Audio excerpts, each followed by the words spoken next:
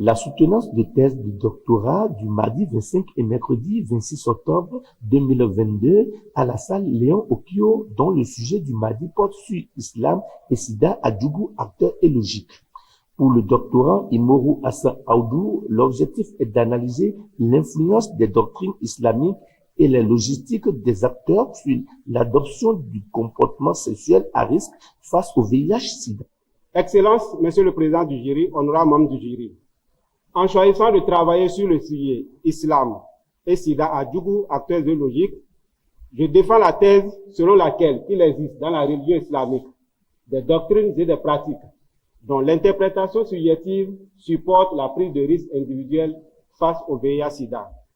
Cette thèse est formulée à partir d'un certain nombre de constats, Excellence, Monsieur le Président du jury, honorable membre du jury, qui est que la prévalence du VIH-Sida à Djougou, qui est une ville majoritairement musulmane, selon les résultats de SGPH4 à 78%, a une prévalence supérieure à la moyenne nationale. Donc la prévalence de Djougou, selon l'étude démographique de santé, édition 2012, est de 1,4%, alors que celle au niveau national est de 1,2%.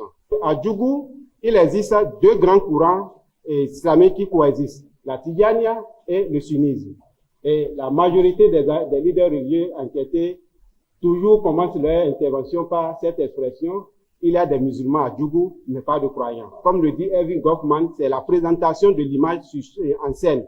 Donc, sur la scène publique, ils ont une image de musulmans, mais ils sortent en dehors de la commune de Djougou pour aller commettre la fornication et l'adultère selon l'expression arabe zina, et également pour les femmes migrantes en dehors de la commune de Djougou, dans les pays tels que le Niger, le Nigeria, ces femmes qui vont en exode célèbrent souvent un second mariage qu'ils appellent le doux mariage. Quelques questions-réponses des membres des jurys dirigés par le professeur titulaire émérite Albert Nouaï. Il y a des musulmans à Djougou, mais il n'y a pas de croyants. Vous pouvez nous expliquer ça un peu? Il y a des musulmans à Djougou, mais il n'y a pas de croyants. Ce qui veut dire pour eux, être musulman, c'est avoir peur de Dieu. Et lorsqu'on a foi, on a peur de Dieu. Donc pour eux, le manque de foi entraîne au niveau des fidèles, ils n'ont plus peur de pécher.